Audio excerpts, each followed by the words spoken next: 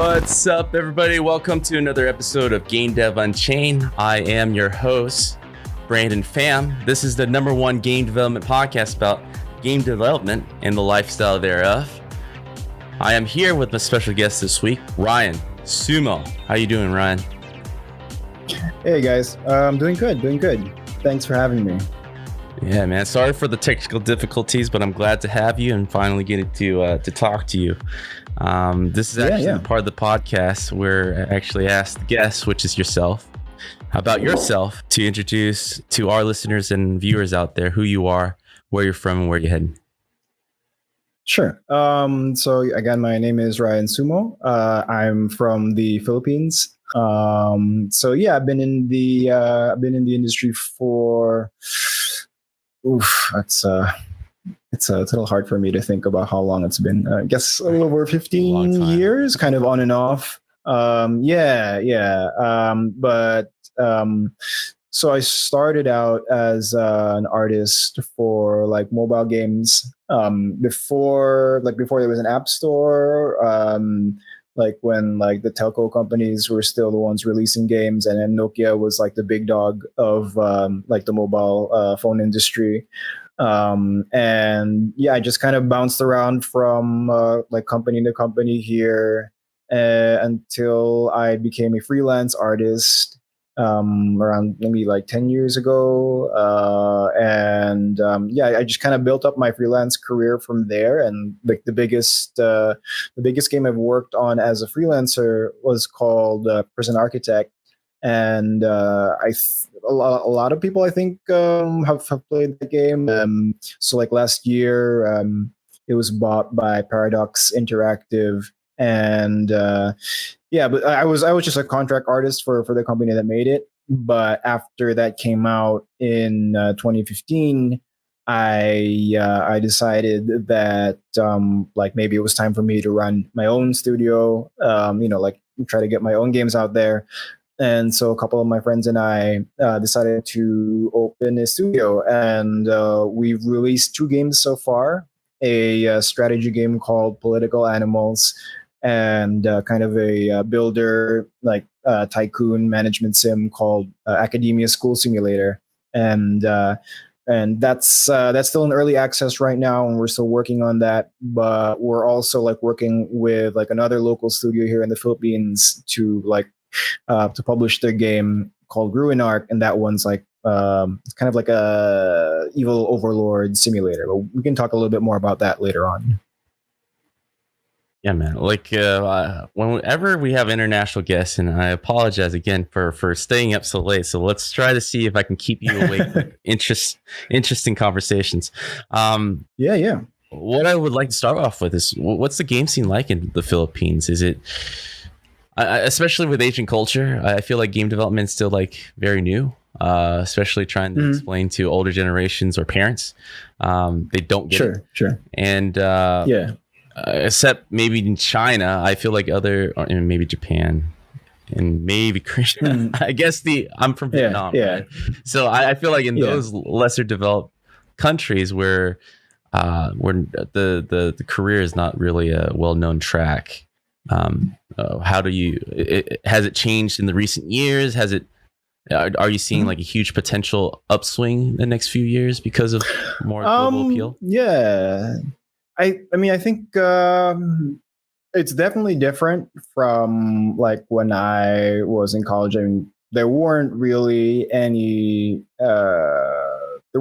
companies. Maybe like 1 or 2 companies were around. When I was in college, when I got out of college, so that's like maybe 2003. And you said you were born there. You're obviously still there. What kind of outside influence or outside interest have you been seeing with especially starting your own company now? Are there a lot of venture capitalists going through the Philippines for game development right now? Well, in that sense, I think we're still very very immature. I mean, I think even broadly speaking, like in terms of like venture capital, so like I'm friends with a couple of like tech bros. Very different landscape, right? Like the internet has changed everything, Steam has changed everything, the App Store has changed everything. So there's like all sorts of different marketplaces now where you can even just on your own you can make a game, release it into the world, and kind of fingers crossed you might get a Flappy Bird or whatever. So yeah, there's a lot more companies now. I mean, there's a small industry, or there's a proper industry here right now. There are a bunch of larger companies. Most of them do like outsourcing. Um, but like for example, Ubisoft recently opened a studio here, and like they're aggressively like ramping up. Like even during the COVID like 19 crisis, like they still had like Facebook ads, like saying that they were looking for people to staff up. And there's like small companies like ours who are putting up their own IP. There's a couple of us out there, and it's just gonna it's gonna keep growing as the industry in general keeps growing. Mhm. And you said you were born there. You're obviously still there. Um, Mhm. what kind of outside influence or outside interest have you been seeing with especially starting your own company now? Uh, are there a lot of venture capitalists going through the Philippines for game development right now? Um, well, in that sense, I think we're still very immature. I mean, I think even in broadly speaking, like in terms of like venture capital, so like I'm friends with a couple of like tech bros. Like Mhm. there's also a small tech industry here. Like fintech is kind of big here, and yeah, like it's not. There's always every like smaller country is always like trying to be like the next Silicon Valley of whatever region that they're in. But in terms of that, I think it's still very immature. And like in terms of like funding, let's say like I think you'd struggle to like let's say like get a loan from a bank or something and try to explain to them that you're trying to run a game studio. So like in terms of funding, I don't think it's very mature. Like there are some like smaller like regional publishers which are providing funding like for studios and for games. And like we're starting to notice like some people like asking questions about the Philippines. But yeah, I think it's probably the one of the biggest issues for us is like access to funding for sure. Hmm. And you've been in the industry for a while now, and just recently created your own studio. Congratulations on that, and shipped two Mhm. games, Thank you. right? Which is Mhm. a huge feat in whatever country you're from, because a Yeah, lot of it yeah. has to do with like just determination, the upswings, downswings, and surviving through all that. What has been the hardships and the least expected things that have happened for you and your partner and your company that you did not foresee but overcame? Uh, that that's a pretty difficult question. I mean, I think well, like I said, like funding is a big problem. So for us, we were kind of like before we started the company, even we all had our regular day jobs, and we were just working on our game on the side. And I had the opportunity to go to this conference in London called EGX, because I was invited by Introversion Software, the creators of Prison Architect, to fly over to like celebrate the launch of the game. And so while I was there, I had like a demo of our game, and I just I took advantage of the fact that there were publishers there, and so I just went to like publisher booths and presented a demo, and luckily someone picked up the game. Um, in terms of like being in the Philippines, I think one of the probably the more difficult things for us is that there's not like a huge pool of talent here. Like compared to like game dev meccas like San Francisco or maybe even like London or Japan, or like places that have an established industry, and they're like established companies there, and like there are people like kind of always like kind of learning the process of making games, and then like moving to different companies and maybe like striking out on your own. There's not as big a pool of talent here, and so like a lot of companies, it's like the competition for talent is it's pretty hard. For us, I think though, like what helped us out there was I used to be like the head of the local IGDA here, and I kind of before we started the company, I was also like a community organizer, like in terms of game developers, and so like I've kind of built up a network of people here, and so that really helped out. So I could ask like, hey, like who's interested in like making these kinds of games, and I was kind of plugged into like what was going on in terms of the industry, and so that definitely really helped out. Like the fact that I was actively trying to build up the local game developer community, like help put me in access to like people who will be interested in making the kinds of games that we're making. Mm-hmm. A lot of it is, like you said, the pool of talent is definitely difficult to come by, and it is very restricted to your locale. With the recent events with COVID, I think there's a huge push for remote working and opening up a lot of those doors for our future of the game industry as a whole. And even though I don't think 100% of us will fully convert to that format, because I think the executives are racing back to the office as fast as possible. Yeah. But I think a good percentage, like average, will stay with some kind of hybrid approach. How do you see that kind of helping with the problem that you're seeing in the Philippines, where talent isn't as openly available? I know you guys are working your own games, but like also having companies being able to be external developers for assisting other companies in other countries now, opening up that network of communication. Do you see this being a huge impact to what you guys are doing?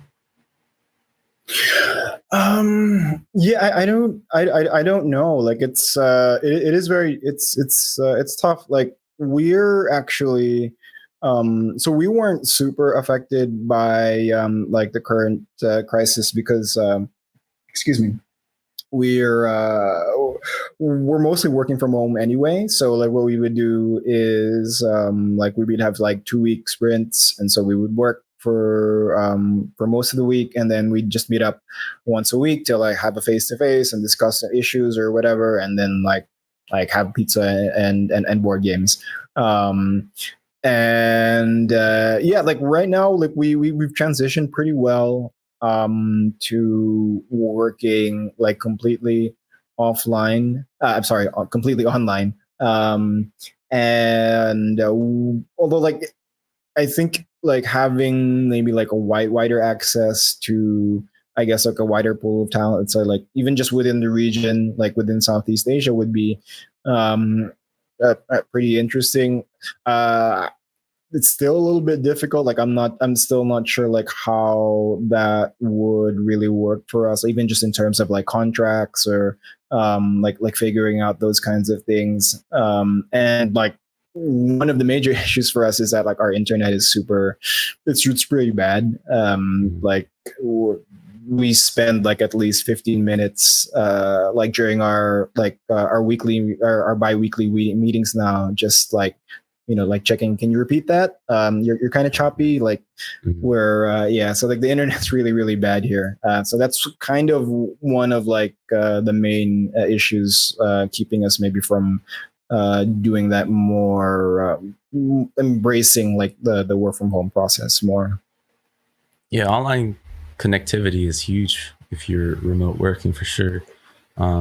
Yeah, I know I feel spoiled just talking about how my internet hiccups once in a while, but like in other countries, you know, you guys are facing real issues with that. That's why I think like, you know, with stuff that Elon is doing with the Starlinks that's going to beta and stuff is very promising, where it's not based on landlines anymore. And for connectivity, it's just, if you have a satellite pointed to the sky, you can have that would be high speed. That would be nice. Internet. Yeah. So aside from that, though, like you guys are pretty much used to this. I think the indie scene have a lot more training, and I always see them in that community with you guys are kind of like the pioneer of what game development actually will look like in a few years, and a lot of that has to do with working from home, communicating online, and the ability to not always have to be physically next to each other to get things done. And we're seeing that at least across the industry in a forceful way, that we have to be able to operate like this to progress as an industry and open up opportunities. Were there a lot of trial and error to get to a point where you guys were efficient, aside from the internet problems, where you kind of met up and hit a rhythm to finally get stuff done and not fall in the trap of meetings all the time? I mean, I think one of I forget, there was an article going around a couple of months ago, like by the Basecamp guy, I think. Like there's something about like levels of like working from home or something. So I think that one of the major issues for people who are used to like working in an office to working from home is just like kind of like forgetting about the idea of, you know, like just walking over to someone's table and like pointing at the screen and chatting about this or that or the other thing.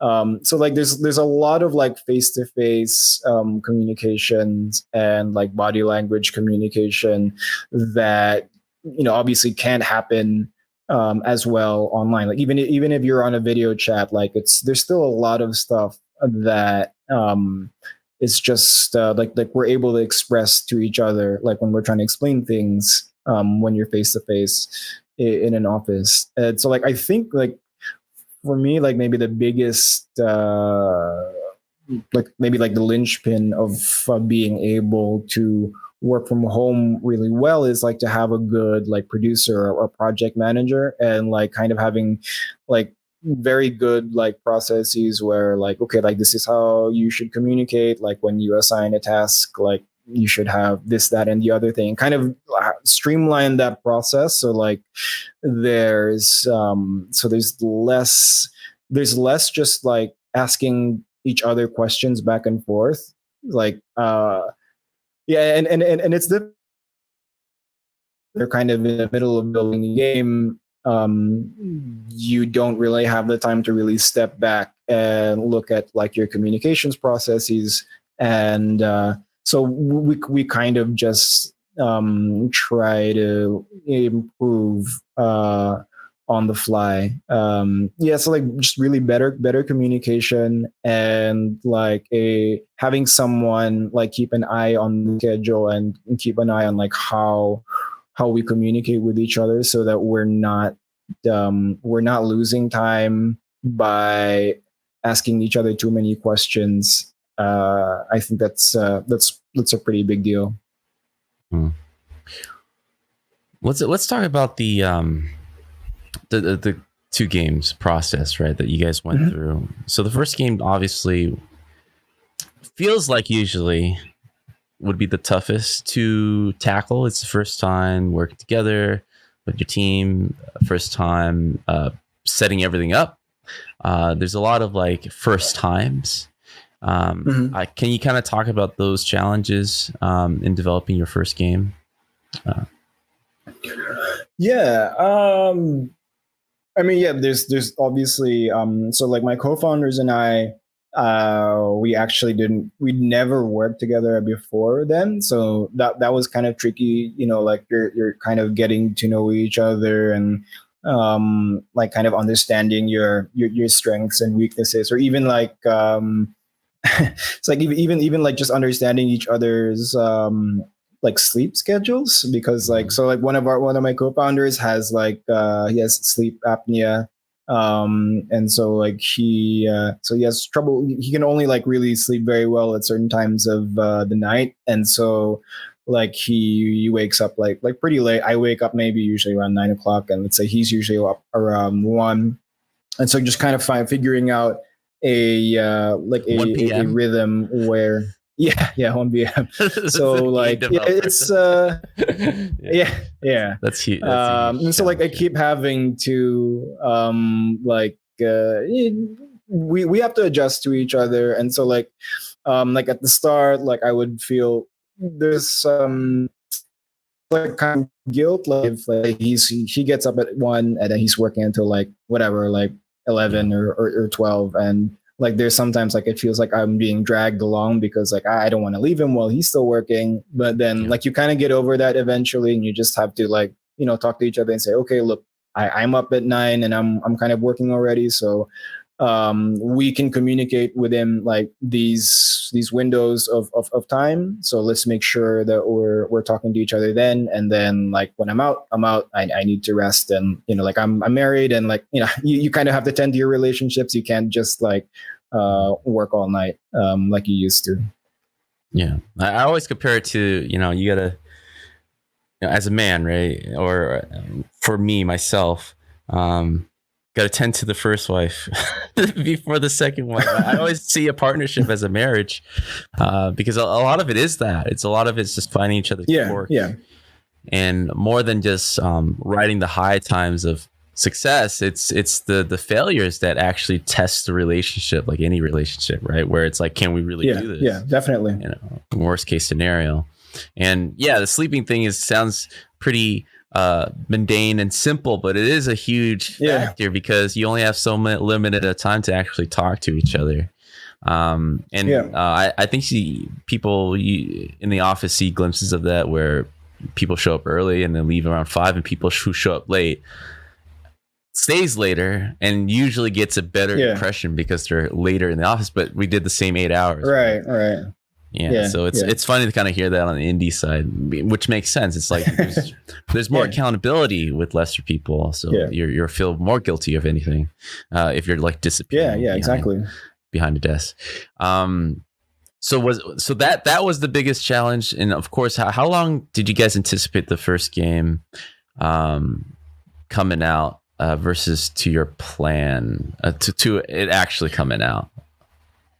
I mean, like there's a joke, right? Like if you plan for a year, just expect it to come out like a year and a half. So always add like 50% more to whatever your estimate is. We like for our first game, I think it's hard to remember now, but I think we were planning on working on it for 9 months. But we definitely went a few months over. I think we got it out within a year. So it was a political strategy game, and like we were hoping to get it out like a little like sometime during the US elections, because the idea was like, okay, like we can kind of market it that way. Unfortunately, like we released it like right at the last week of the US elections, and I think that's not really the best time to do it, because like by that time people were kind of just like sick of the elections, and so that's so partly it didn't do very well. But yeah, like you kind of also learn that, like, to just always give yourself a little leeway when it comes to development time, because like even in the best case scenario, and like the best case scenario almost never happens anyway, there's just gonna be something that pops up and bites you in the ass, like a bug or whatever, that really kind of sets back your schedule. Hmm. And the first game that we're talking about is Political Animals, correct? That's correct. Yeah. Yep. So that's a very unique theme. Yeah. And it seems like both of your games kind of surround around education. Was this always like a passion of yours and your teammates? Well, for us, I mean, at least, so for Political Animals, it was definitely, the idea was, I'm interested in politics in general, like the act of like running for politics, like winning elections, partly because of, so the Philippine political system is, yeah, I don't want to go down to a rabbit hole, but it's sort of messed up. It's pretty crazy. But the idea was like, yeah. So yeah, the idea was kind of like, okay, this is what it's like, and there's never going to be an easy way to like keep your paws clean, if you're going to politics. So the idea was like, this is like a way for people to understand like what it's like, and should they ever want to run, just to kind of like mentally prepare yourself for what's going to happen. But like we kind of like made it so it's still like approachable, and kind of like you paid attention to like having good game mechanics and like different characters that you can hire and stuff like that. And so that, like, even though like Political Animals didn't do very well in terms of sales, it's had a bit of an interesting life in terms of local education, because like one of my co-founders, like former professors, like he's like really big in terms of like studying game-based learning. And so like he was really interested in the game, and like we've done actually a couple of like workshops with him where like he would ask like high school students or like teachers to like to split up into groups and to play the game against each other, and then like they would have like a discussion afterwards about like, how do you feel about the political process, and like kind of using it as a a means to discuss like these larger ideas. And so that's been pretty nice to have. Like, even again, like even though it didn't sell very well, at least we feel like it's useful to people. Before we continue this week's episode, let's have a word from our sponsor. More and more companies are working remotely, but Parsec for Teams lets game makers break free from the studio and work from anywhere. You can use Parsec for professional and personal use to connect computers at 60 frames per second, ultra high definition video streams with super precise inputs for mouse handling and controller support. Working together is as simple as sharing a link with a teammate. You can then share files, review work, or even work together in a single program. It's the closest thing to being in the same studio. I actually used Parsec for running GDUX this year, and it was the greatest way for me to connect to my main computer and for my team to work with me to deliver the best virtual game dev conference. So I definitely see a huge use for remote working, but also playing games with each other. The biggest thing with remote desktop is that there are security concerns. However, Parsec for Teams ensures that only people on your team has access to your projects. Connections are peer-to-peer and encrypted, never touching the backend, and features two-factor authentication and other security measures that gives you a peace of mind. So like mentioned before, the best use cases using Parsec for Teams is perfect for level design, animation, game development, playtesting, and more, and lets you seamlessly connect programs like Unity, Unreal, Maya, Cinema, 4D, and others. So hundreds of AAA and indie studios are already using Parsec for teams to stay connected to their work. So go check it out at parsecgaming.com/teams. It seriously is one of the easiest and fastest and reliable remote desktop applications I've ever used. And it's perfect for gamers and game developers alike. So go check it out in the link description below. Now back to this week's episode. Yeah, I mean, I was about to say, it seems like this type of game would work the best in educational system. Like for me, I don't understand politics at all, and I don't even pretend. But I would love to be interested. I am interested enough to know, or at least want to know how it works. And a lot of it, again, is not very approachable textbooks on it. And I think the subject that you're taking on feels like such a original space that not a lot of people try to tackle, that it feels like you guys will have a lot of success in the educational system, just running it through. Because my first exposure to game wasn't really that sexy. It was Oregon Trail, right? Or those inside a classroom, and that was it was fun, and I loved it. Or those math type of games, and I think a lot of people kind of dismiss that. I feel like there has been a resurgence in the educational game for learning type of space, but when we talk about game development, we don't really think about that space as much. But I feel like it's just even more important than, Last of Us 2. Like I played those games too. Like I love the Carmen Sandiego games, and like the Oregon Trail.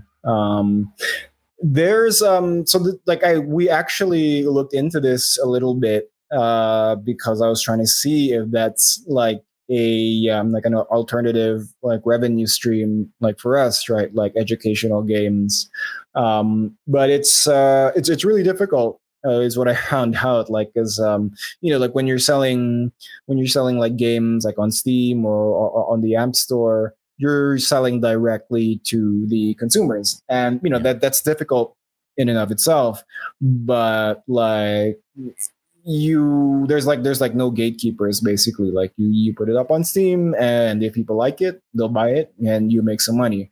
Whereas if I remember correctly, like I forget the details, but like at least in terms of the US, it's not the consumer that's going to like buy your game and integrate it into the system, right? It's like the local school board or like the state like Department of Education or something. And so like there's a lot of like different hoops that you kind of have to jump through, and a lot of people that you kind of know. Like I mean, I don't even know like where you'd begin. Like maybe you need to hire like a lobbyist to like approach like local school boards and like pitch the game to them or something. And so that's a very interesting like market, like educational games, but like it's very I think it's sort of impenetrable unless you really have like those kinds of relationships at the local school level. And I think that's what always interests me about the indie community, is that it's very self-driven, and a lot of the lessons that you learn are kind of lifelong lessons that you carry for future projects. It's just something that you don't learn. I come from the AAA space for most of my career. And, in the span of the podcast, I've learned more about the industry than I've been in sitting at my desk just working on these games that I've always wanted to work on. And a lot of that, a lot of what I've learned on the podcast and from you guys carries a lot more weight because of that. Because now that I feel like I'm building up my RPG character to kind of take on the world. So like a lot of the, when you're developing game, you don't, unless you're like a super visionary person, you have a faint idea that actually to the very end becomes what you see in your head. But a lot of times, a lot of self-discovery and navigating and kind of getting a feel for what the game is and what it's trying to tell you. I feel like marketing is another phase of that as well. It's like, now the game is out. Like, where's the audience? What's the audience? And you go down this path of unconventional ways. Like, I'm talking to the school board now. I'm talking to lobbyists. Right. It's like, what a weird way to market games, but it's super viable because if anything, that's actually probably where all the money's at, where it's like stable income, you know? So I'm always interested to kind of hear like this other side of game development, which Political Animals totally see. It's like, it looks awesome. It's actually a subject that I've always been interested, but never really found approachable. Unless I'm going through Wikipedia and actually looking through, it's just not so inviting for me to kind of want to learn it through that way. But it's also cool to kind of hear that you guys already are navigating through that path, because it feels very validating to kind of see that kind of effort on that side. So that, you know, after talking about the first game and you guys doing what most, I call it the graveyards of indie developers, they never get past their first game, or maybe shortly after. You guys had enough to go on to working on the second game. So can you talk about that path? Was it more like something that you had in the back pocket of what you wanted to do with the second game? No, we launched Political Animals November 2016, and it was a flop. And so like it's sort of like the stages of depression thing, but like the first stage is like, okay, like maybe we still have a chance. Let's put out an update. Let's see what happens. But like, you know, everyone, like as almost any game developer that's been through this will tell you, there's if your launch is bad, there's like almost a 0% chance that like somehow it'll rise again. And I mean, that's just the way, for better or for worse, that's just kind of the way that the Steam algorithm works. It's like if you don't launch well, it just assumes that people won't like your game, so like it won't show it to the players anymore. So we had like so we had a month where we were trying to figure out like, okay, like can we still salvage this? And then in December of that year, we're like, yeah, okay, this is not going to work. So we need to like pivot into like something else. We have a little bit of money left. We slashed our salaries, and so like we did like a brainstorming meeting. So like, okay, like it was very, very much like, what do we think has the best chance of making us money and like keeping us alive. And so like the internal pitch was like, Prison Architect was pretty famous, so like a pretty it made quite a bit of money. And not everyone's been to prison, but everyone's been to school mostly. So we figured like that, you know, like having a builder or like management game with the school theme seemed to us like it had a good chance at least of making us enough money to keep us afloat. And so for most of early 2017, we were just working on a prototype. Within 3 months, we had like a very, very basic prototype that we could share. And like I started sharing it on YouTube, and people were signed to respond to it. And like every month, we would build it up a little more and then share it on YouTube. And then we kind of we realized, okay, so there's a little bit of momentum behind this. And anyway, we didn't really have much of a choice, right? Like that's we already started it, so we just needed to keep on going until our money ran out. And so on September of 2017, we launched it on early access. And like it did, you know, it didn't like sell like gangbusters, but it sold enough so that like we could continue operating for a year. And so that was a huge load off of our shoulders. And like with every update of the game, it's just it's been getting better and better. And people, like up to this day, people are still buying it. although sales are starting to like kind of slow down as we as we enter like our third year of development. So we started in 2017. This is 2020 now, so like this is like basically we're entering our fourth year of development now, and we're starting to wind down actually to a version 1 release this year. Mm-hmm.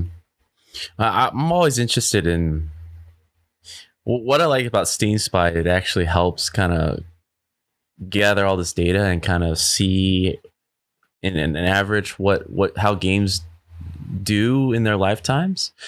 I don't know if you're a math guy. Or you look like it's like looking at stats and what it tells you, or how I'm just gonna assume we're Asian, that we kind of I am sort of interested in that a bit, right? That do you see a pattern there where is there anywhere in the lifetime? I know you guys are in third year, about your fourth, where the upticks are probably the Steam sales, but like, have you seen surprising things that you guys done and then are able to see the output of it pretty immediately?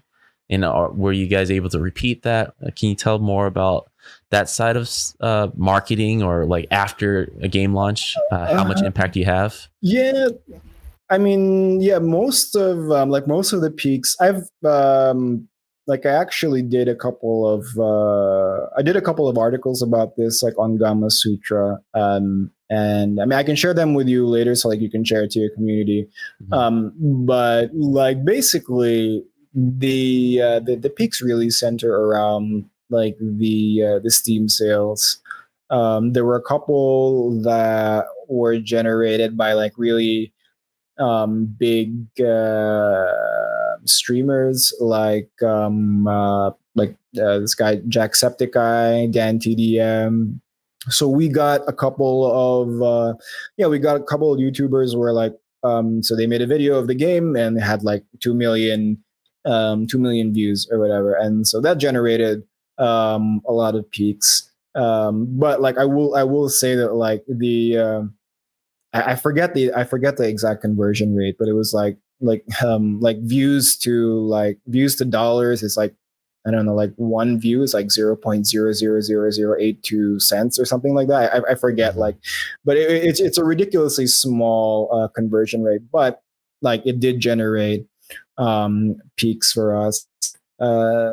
Like you kind of have like when you're selling within Steam, like which would you sort of just have to work within like the confines of their ecosystem. So like they have a couple of ways that they use to share the game to their players. So you kind of just have to take advantage of those things and try to use all of the ways which Steam encourages you to share your game, so that you have a better chance of being seen. Mm-hmm. And this is a constant curiosity of mine, because we've had many guests on where I think the amateur onlooker for what constitute into an actual game sale views streamers or YouTubers as a gateway to success, but a lot of the reality is that people just watch it for the personality, and maybe thirdly about the game as sell through. Even though it is somewhat of a viable if you get a lot of them going, but what has been the most effective way that you've seen in terms of conversion to sales? If you can share a little bit of that. I mean, honestly, like outside of Steam, there's really nothing that that I've seen. Like, so outside of like like YouTube streams, there's really nothing that has had a significant impact on our sales in any meaningful way. Like we've had a couple of like press outlets write about us. I forget who specifically, but a couple of big like press outlets wrote about us when we launched, and there wasn't really a lot of impact from that. Really, like it's just like within Steam, like how do you can like because you can sometimes like make your own sales, and they have this thing called like visibility updates, and so you like, well, my advice has always been like, you kind of try to stack those. So like you do a sale, and then you do an update to your game, and then you do like a visibility update, and like you like kind of you combine those things and you stack them up, and hopefully that generates enough interest, and then maybe someone at Steam will notice the game and say, hey, like, or like, they have like internal metrics, I think at Steam, that like tell them like, like whatever X game is doing pretty well, like let's offer them a daily deal. And that's something that's happened to us like twice so far, where we were generating enough interest where Steam just automatically gave us like a deal. And like once you're on like the front page of Steam, that's definitely a big deal. Although like on the flip side, should say that like Political Animals, actually we were able to, because we had a publisher that had worked with Steam before, we were able to swing like front page on Steam for Political Animals, and that still didn't save us. So so that's just something to keep in mind, that like it's really kind of crazy. One thing that like might be of interest, sort of off topic, but even within like YouTube streamers, there's like different conversion rates. I guess like depending on, a lot of it depends on like, I think like basically the country of origin. So like like UK or American streamers, like fairly, comparatively speaking, pretty good conversion rates. But like we had like one time there was a pretty big like Mexican games. I think he's Mexican, definitely like Latin, and like so he had like 2 million plus views, but like compared to the other streamers, there wasn't a lot of like uptick in like South America or like Mexico in terms of game sales, and that might have to do with like demographics, like how many people are on Steam in South America.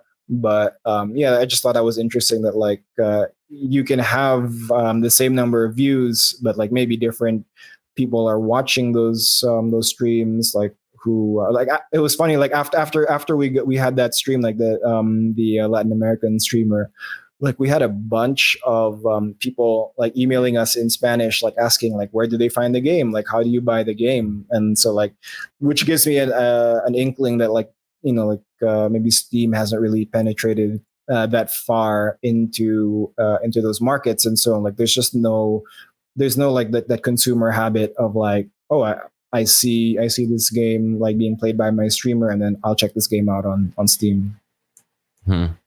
Yeah, it's a constant reminder how powerful, or how well, I wouldn't say monopoly anymore, but sort of monopoly that Steam has. Still pretty close. Still pretty close. Yeah. And it does make sense. Like people who are in the Steam storefront are more likely wanting to buy things because they're in the store, right? We just go back to physical stores, so the reach and the likability of them purchase something is huge. Of course, with Epic Game Store, they're only going for like certain games for now. I mean, maybe years down the line they'll open it up more and more, which I don't doubt that they're not gonna do that. So we're just waiting a few more years for those guys kind of be a likely competitor, which helps indie developers can shine more, right? Yeah, because right now, Steam is it's a tough thing. Like I always feel like they can do more at Valve.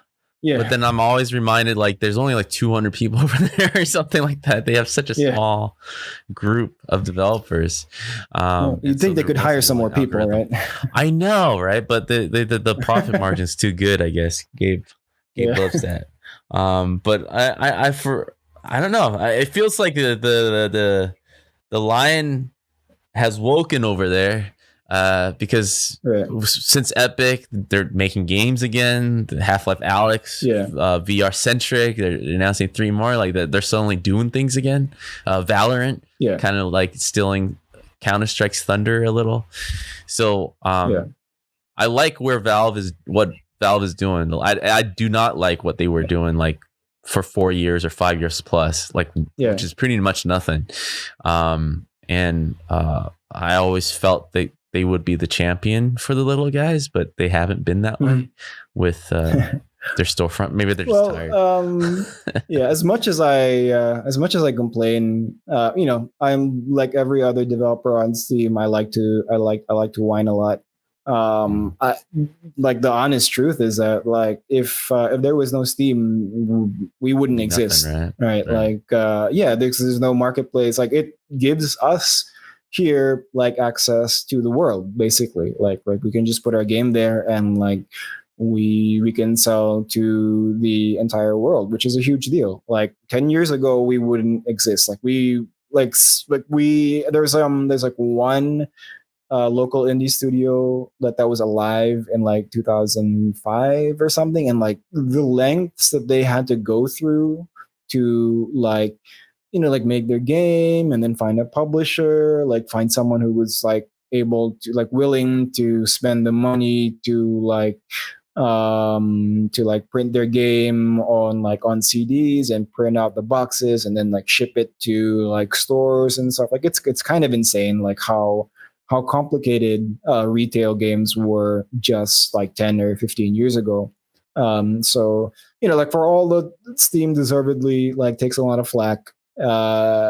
There's no question in my mind that like like we wouldn't have our studio, we wouldn't be able to make games and sell it like to the world if it wasn't for Steam. Like, or maybe Epic would have stepped up. Like in an alternate universe, Epic would have been the storefront to the world.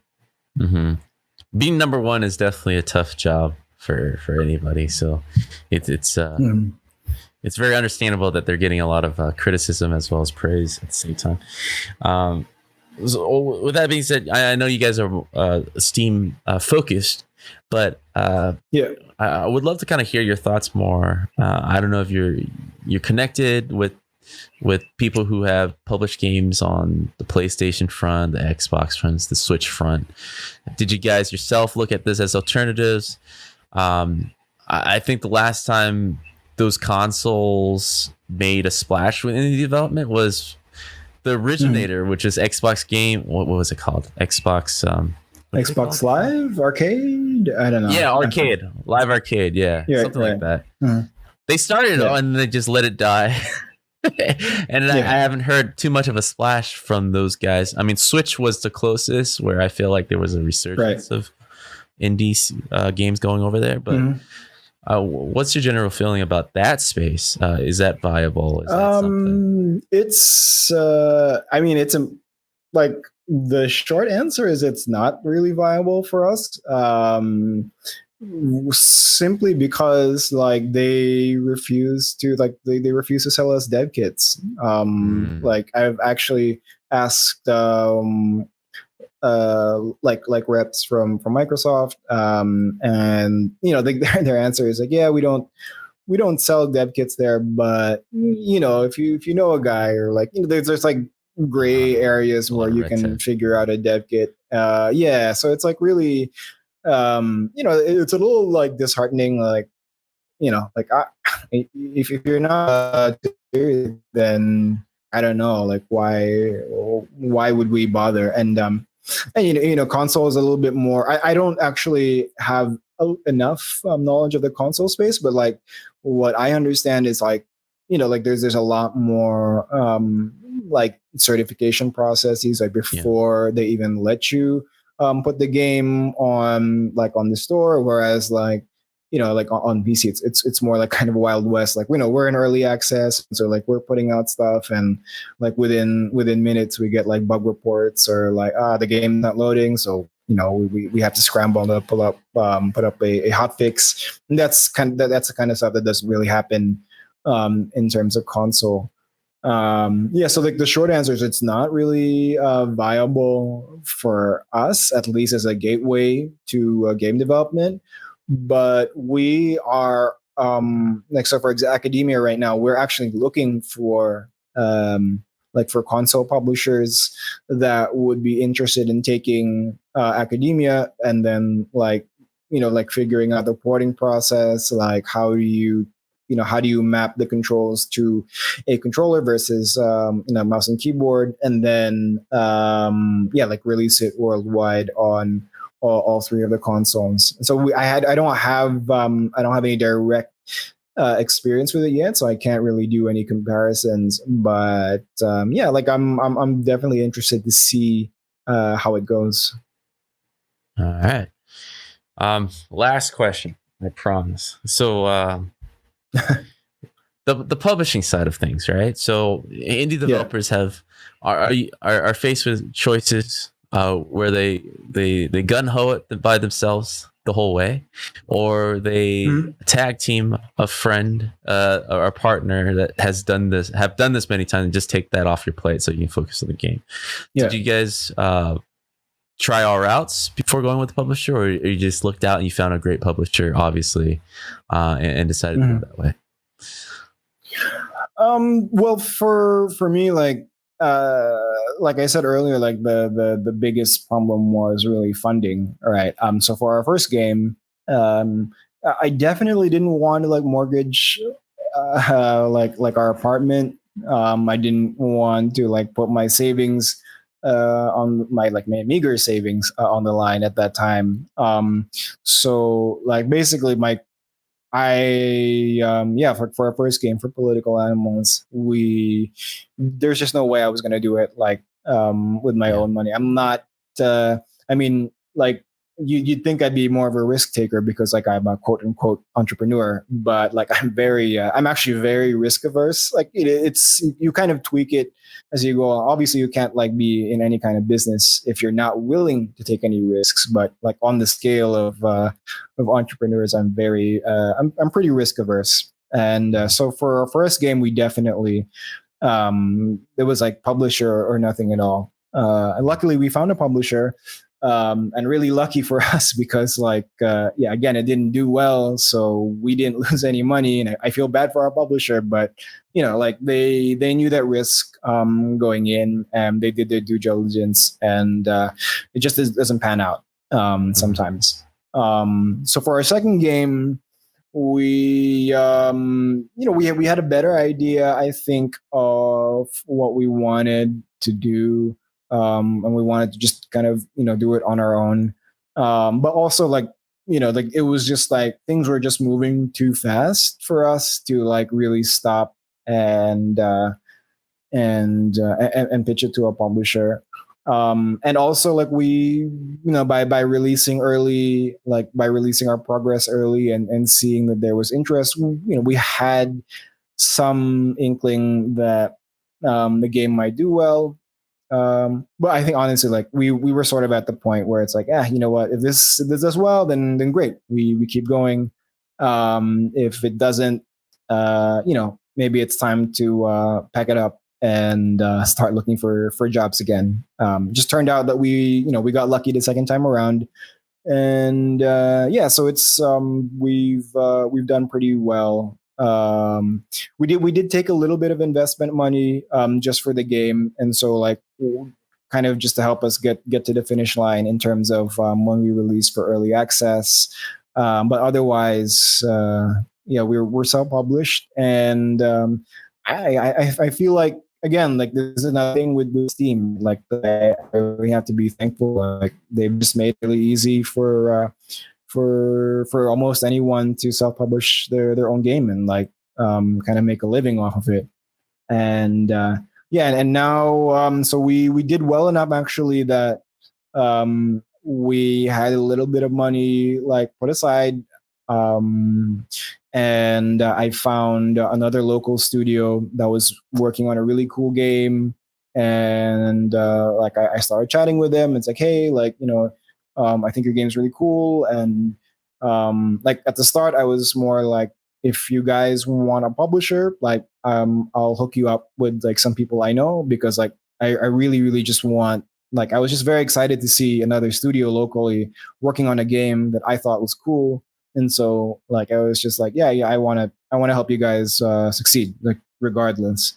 But yeah, like we kind of got to talking, and I said like, we could help you out with the funding, if you're interested. And we just, we kept up that communication. And so now we're both a developer and sort of like quasi publisher. Like like I mentioned earlier, we're publishing a game right now, that's called Ruin Arc. It's like an evil overlord simulator. You're basically a demon, and you're wreaking havoc on a village of people, like throwing down meteors and poison and all sorts of stuff. I don't know if the Steam Festival is still ongoing right now, but like there's a demo out on Steam if anyone wants to go and try it out.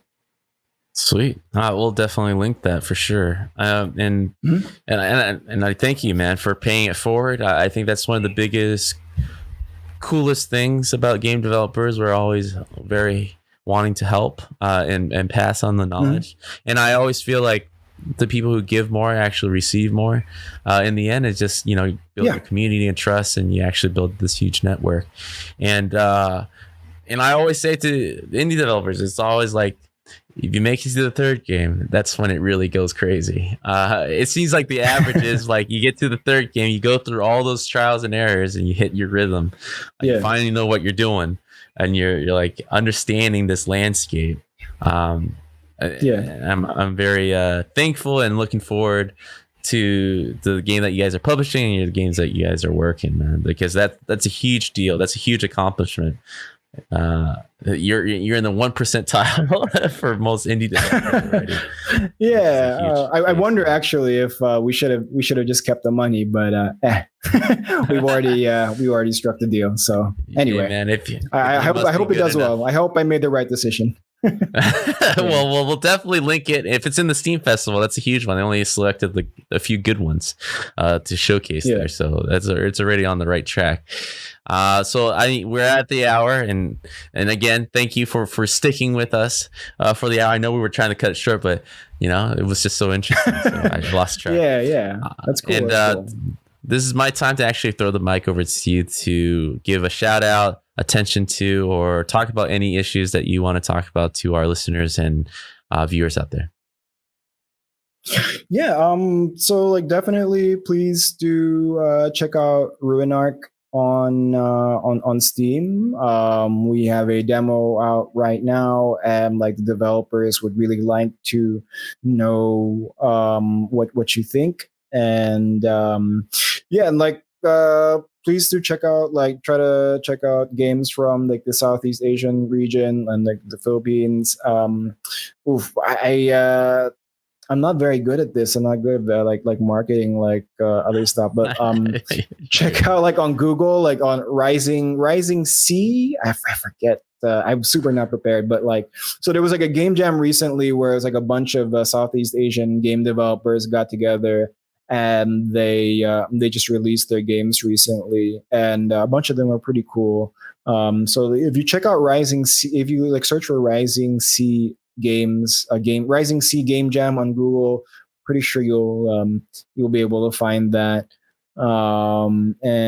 Check out Academia School Simulator if you're into like chill builder like tycoon games. We just released an update recently, and we're just churning out those updates like every month and a half. I mean that's just top of mind right now.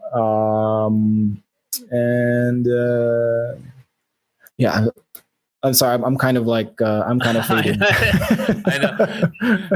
It came off right, so I understood what you're saying. So, all right. One last thing before we go, though. Can you spell the name of that game? Ruin Arc? How do you say? Ruin Arc. So it's like ruin, like you're ruining something, and monarch. So like Ruin Arc. I see. All right. Well, we'll definitely link in this video. I'll splice all the video footage so that people out there don't have to click around. But I want to thank you, Ryan, for coming on. And man, let's stay in touch, dude. I definitely want to make sure that you represent over there in the Philippines. I think it's Southeast. Thank you, man. Asia. We need more game development studios for sure. Yeah, for sure. All right, man. Thank you, man. Have a good one. Thank you very much for having me. All right. Bye.